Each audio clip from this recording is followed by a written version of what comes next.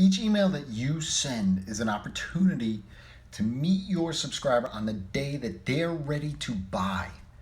Don't do all the hard work and then miss the sale. The transition from your content to the sale is nothing more than telling them what is next. So if you shared a story and a lesson, the next phase is that transition. There's no time to shy away now. If you don't transition into your product and or service, then all you did was all the hard work for someone else to make the sale. If you want to get better at the transition, look at some of the emails that you have in your inbox that you bought from. But here are 3 transitions that you can use in your emails today.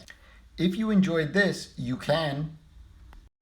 If you want X without Y, then you'll love product name and results. If you treat your list like humans, amazing results will happen.